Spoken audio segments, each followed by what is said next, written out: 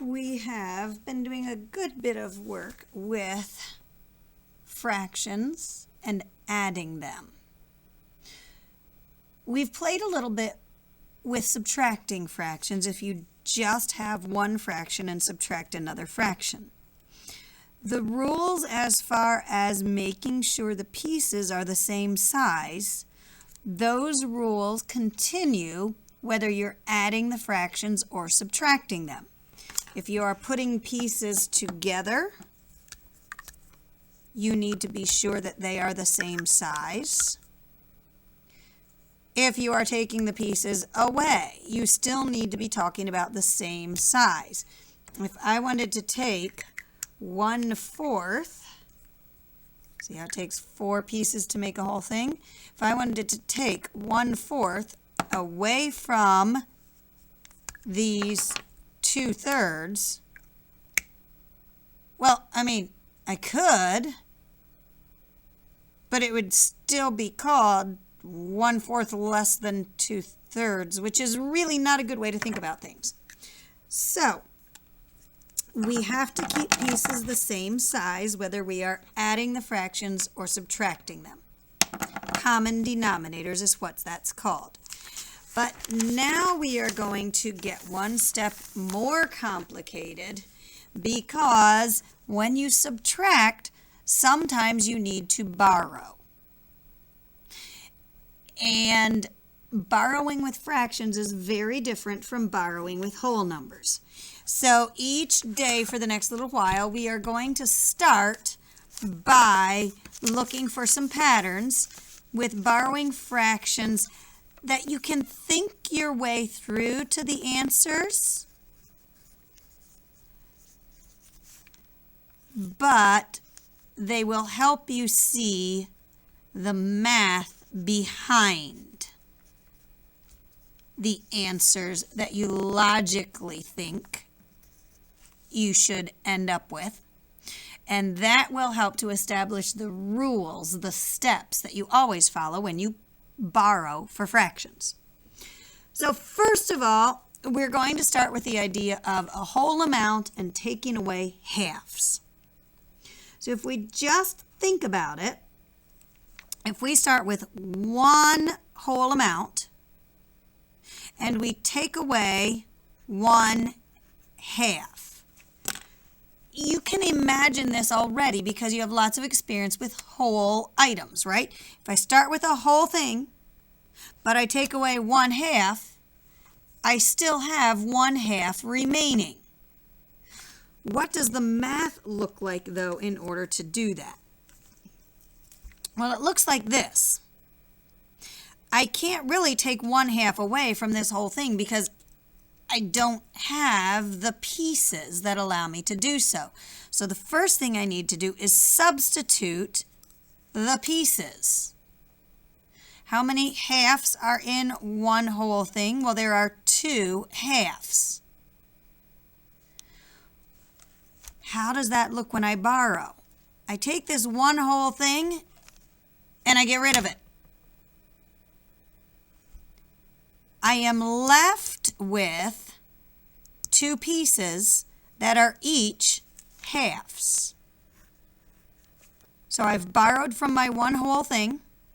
I now have 2 halves, and now I can take away 1/2 in order to have 1/2 remaining.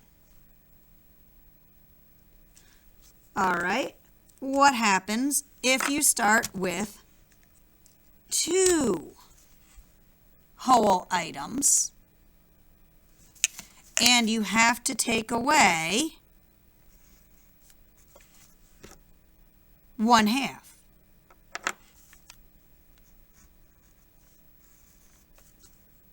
Well, nowhere here do we have half-sized pieces. I don't need to break both of these into half-sized pieces. I just need to break one of them into half-sized pieces. That will give me enough to take 1/2 away. So instead of one whole item, I'm going to get rid of it. So that gets rid of 1. I still have 1 remaining.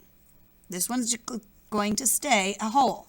So I get rid of the one that I broke into halves. Those halves, how many are there? 1 half, 2 halves. So I have one whole thing and I have 2 halves. Now I take 1 half away and I am left with 1 half. But I can't forget about this whole thing because I didn't take anything away from my one whole. So if you think back to the original problem, 2 take away a half leaves you with 1 1/2. We know this from life, right? If you have 2 chocolate bars and you give half of one of them to your friend, you still have 1 1/2 chocolate bars remaining. We will do this one other way because you'll notice both times we started with whole numbers and no fractions. But what happens if you start with, well, we'll still start with a whole number. What happens if you start with 2 whole items, no halves, and you're taking away 1 and 1/2? Think about it. You start with 2 cookies, you give away 1 1/2 of those cookies, you should still have half of a cookie left over, right? Well, what does that look like mathematically? Again, we start with our 2 whole things, but we need to get pieces over here and we'll keep the pieces half-sized. So in order to do that, we change out one of these wholes for 2 halves. So we still have 1 whole left, but now we have 2 halves. From that, we can take 1 half away from the 2 halves and have 1 half remaining. Our whole item, we take it away. So we could call this 0 whole things and 1 half, or we could just say there is 1 half that remains. What do you notice so far about borrowing with fractions? It's different from borrowing with whole numbers. The whole number that you started with, I'll use red because these whole numbers were still red, right? So the whole number that you started with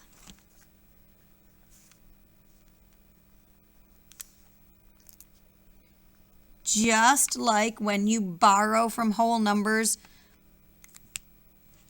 in regular life, the 1 whole becomes 1 less.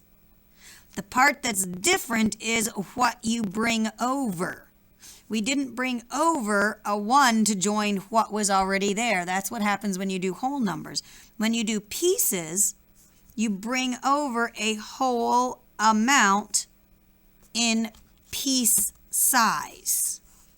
So in this case, because we were borrowing for half, the fraction, we started with a whole number, we took away a whole amount and a fraction. At no time today did we start with whole numbers. That will be at no time today did we start with fractions. We just started with whole numbers. That part we'll do tomorrow because that's another step. There is a video that you'll watch later that I did not make that will be a preview of that step, and it will also review what we've done here. So this is your first basic building block to understand when you borrow with whole numbers, you bring over a whole amount in whatever pieces are being subtracted. Make sure you have this little bit in your folder for today, and then go ahead to the next video.